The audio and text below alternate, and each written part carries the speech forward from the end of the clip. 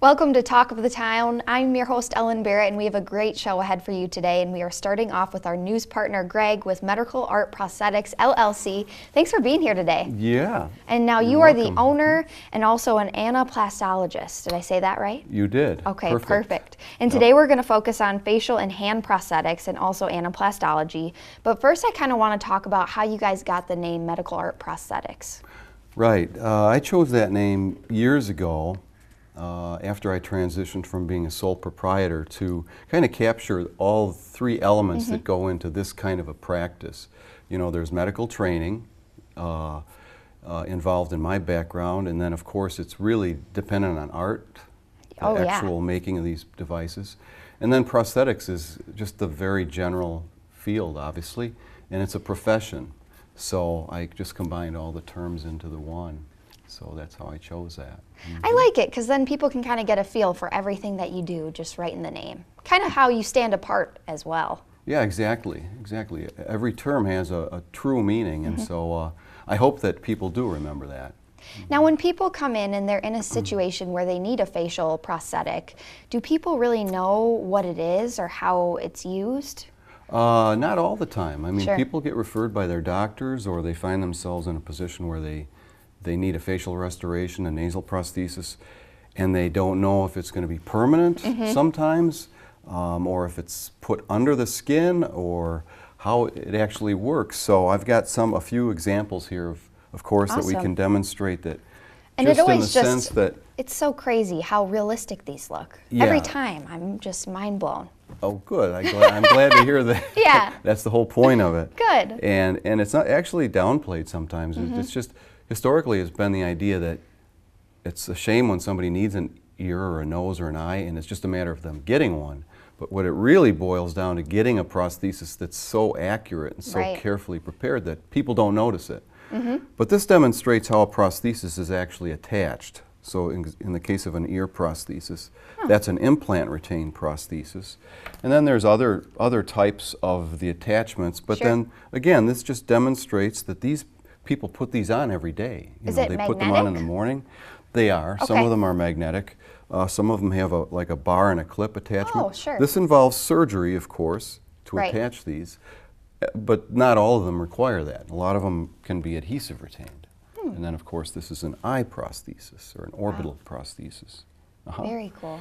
Yeah. Now, how about hand prosthetics? And I guess when you come in with somebody who needs something like a hand prosthetic, I mean, that's just got to be huge, because that's something you use every day that suddenly you don't have. Well, good point. You say people, use their hands, obviously. But what I find, as technology increases in the functional prosthetics, there's still a large component of patients that are actually not interested in restoring function because they're very robotic. Sure. And people notice them, and they make noise. And many patients that I see are strictly wanting a device that they can put on, a cosmetic, I shouldn't say cosmetic, we say aesthetic restoration, that looks so much like their natural hand that they can just go right on, put it on, go out to a restaurant and go on with their life without being noticed. They feel normal again. It's really huge. It's not to be underestimated. Absolutely, and I know we always talk about how that's something you take for granted, I'm sure, when you have a normal hand and you haven't had to go through the loss of a finger or different parts of your hand like that. Right. And I know you kind of touched on this too, but how do your prosthetics kind of stand apart too from other prosthetics in the market? Well, of course, I like to think that the prosthetics that I do, because I specialize, are some of the most accurate and detailed and faithfully represent the person's body as can be found. But in comparison to other prosthetic industries like limb prosthetics, traditional arms and legs, or dental prosthetics, we're really focused on the aesthetics, and it's a very specialized thing where these other disciplines really require teams and a number of people. I focus on this work gets done by one person. It's almost like an art project. It really is, and every time I'm always so amazed. So thank you so much for being with us today, Greg. Oh, you're welcome, Ellen. And again, it's Greg with Medical Art Prosthetics. Be sure to check him out and Talk to the Town. We'll be back with more right after this. Welcome to Talk of the Town. I'm your host, Ellen Barrett, and we have a great show ahead for you today, and we're starting off with a special guest. And now, school is about to be back in session for some, and Labor Day is also on its way, giving millions of Americans another reason to soak up as much sun and fun as they possibly can at a nearby beach, or squeeze in one last family vacation for Labor Day. And if you're wondering how to make the most out of the last days of summer and Labor Day, you're in luck. Actress, singer, designer, and mother of 4, Vanessa Williams is joining us to share her tips on enjoying every last bit of summer and how to end it on a high note. Vanessa, thank you so much for being with us today. Oh, thank you so much for inviting me. It's great to have you. So we kind of want to pick your brain a little bit. Do you have any fun ideas to share about great activities we can do with our friends or family before summer ends, especially during Labor Day weekend? I know. It seemed like the summer flew by. It did. Again, you mentioned that I'm a mother of 4. Yes. I love always having my kids around. Of course, they've multiplied with friends and boyfriends and girlfriends and stuff. So I love to barbecue. I love to go out by the beach with the family. Also, we've got a pool, so the kids are always in the pool. Spending time with family, I would think, would be the best way to kind of get the last days of summer under your belt. Of course, you have to be protective of your skin. Of course, wear a big hat, sunglasses, sunblock. Also, when you go to the beach, it's wonderful to be able to bring some really cool Bluetooth speakers. That's my favorite now because you can just do it from your phone, from your smartphone, and hydrate. I mean, a lot of people are thirsty, and the weather is really particularly hot recently, but people don't think that not only do you have to hydrate your body, but you have to hydrate your eyes. And I'm here today on behalf of Clear Eyes to introduce a product that we kind of rolled out in January, which is a new bottle that is a multi-dose bottle, but it's a preservative-free eye drop that is called Pure Relief, and it relieves your dry eye. And particularly if you're in the sun and you're at the beach, you're in salt water, whether you're in pool water, your eyes can take a beating. I play tennis, and my husband plays golf. So there's a lot of opportunities to be outside, but also to have your eyes irritated. I think that's a really good point because people are always thinking about putting on sunblock. People are usually pretty cautious about that, but something we all forget about is our eyes. So why is that, I know you touched on this, so important to really protect your eyes? Protect your eyes. I've been a big proponent of eye health for a while now. My dad died 10 years ago, and he donated his eyes for the eye bank, and so eye health and the science was really interesting to me, and I was so happy to team up with Clear Eyes, also because I've kind of been known for my eyes, and the name of my touring company is More Than Meet the Eye, so eyes are a part of my life, and it's great to be able to kind of introduce new technology to people. Absolutely. And any other hot weather essentials that you swear by? Again, we went over everything. Make sure you enjoy the time because it's fleeting, and have a great vacation and just have fun. Absolutely. And now, Vanessa, you are always staying busy, I'm sure, as a mother in your busy career. Where are we going to see you next? I am about to start a new show for VH1. Awesome. And we start shooting next week, and it's a dramedy, which will come out next year, based on a novel that Star Jones wrote about a talk show, a fictitious account of a talk show. So that'll be a lot of fun. I just finished working with my good friend Rebecca Romaine on her show called The Librarians. I played a few episodes in that, which will come out in, I think, November or so. And then I'm designing with my new line of clothing on Evine called V by Vanessa Williams, and I launch my fall line next month in September. Staying busy, it sounds like. Gotta stay busy, gotta keep moving. Wonderful. Well, Vanessa Williams, thank you so much for being with us today. We really appreciate it and appreciate your tips as well, and we'll definitely follow those guidelines and keep some good care of our eyes the last days of summer here. Great, and enjoy yourself. Thank you so much. And Talk of the Town will be back with more right after this. Welcome back to Talk of the Town, and I'm joined now by Michael Johnson, and you are the owner of Super Trouper Motors. Thank you so much for being with us today. Thank you so much for having me on. And now we have a little addition to our set as well. We've got a little dinosaur here. Does he have a name? He just kind of goes by T-Rex. T-Rex, I like it. Kind of a mascot. There, perfect. So people are probably wondering, what is Super Trouper Motors and why do we have a T-Rex out here? Well, the T-Rex definitely is just for fun. Yeah, I love it. Why not add fun to your life, you know, and everything you do? Absolutely, and that's kind of what we are. Super Trouper Motors is a family-owned and operated business here in Madison. Very cool. And what do you guys sell? We sell used cars. Okay. We really focus on cars under $5,000. Nice. We have roughly 30 of them in that price range. We also have cars up to $20,000. Nice. That's kind of nice because then people, you know, if you know you're working in a certain budget limit or you're looking for a certain type of car, they know they can just come to you and you guys are going to have, you know, a wide selection of what they can choose from.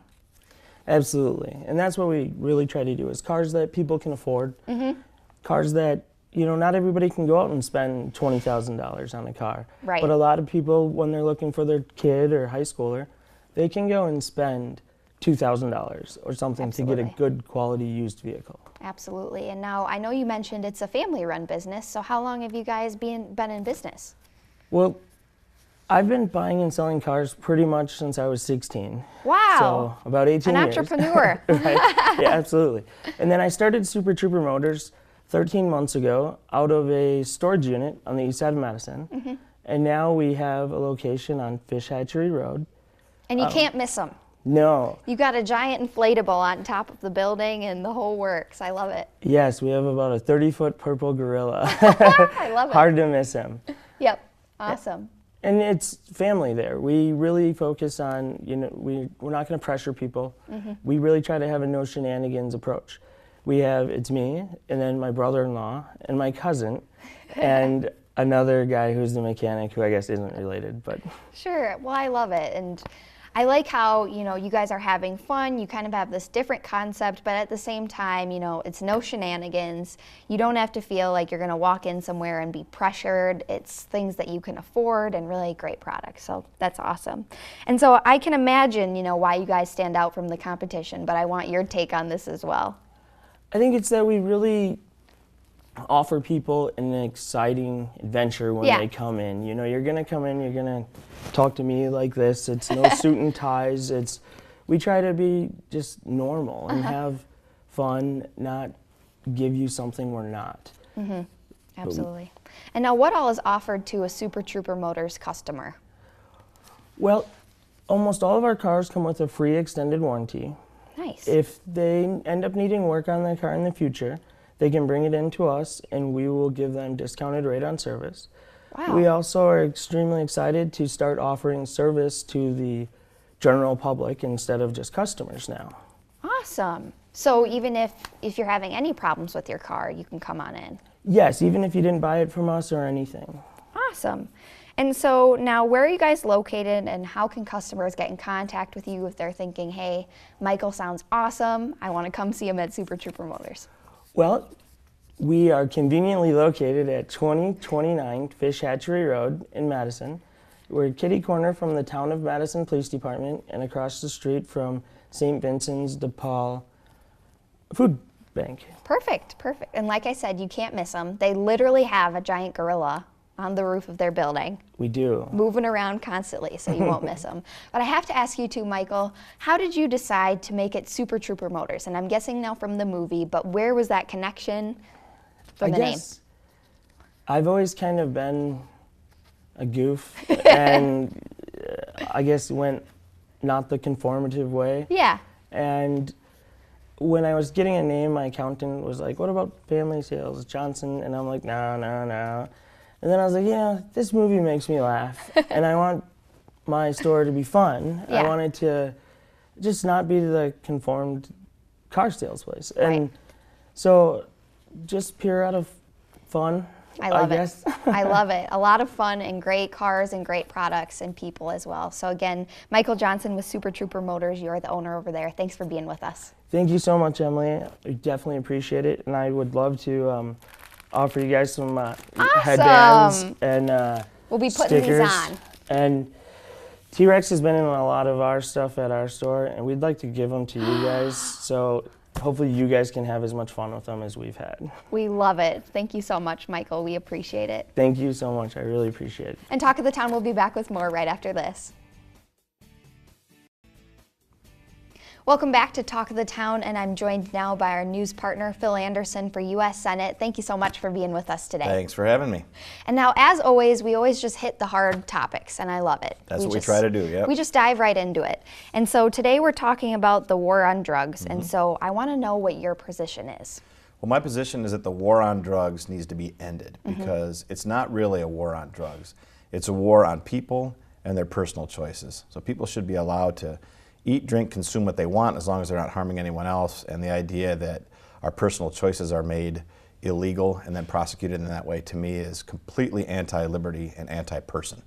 So I'm guessing your beliefs are as well that the war on drugs isn't really about drug use. Not at all. As a matter of fact, recently it was uncovered that one of the people in the Nixon administration who was involved in implementing the war on drugs, that they knew at that point that it was really a war on people of color and a war on people, on poor people, and that they knew that from the get-go. And certainly the statistics have borne that out to be the case. But they knew that ahead of time, so I would classify that as not an unintended consequence, but an intended consequence of what they're calling the war on drugs.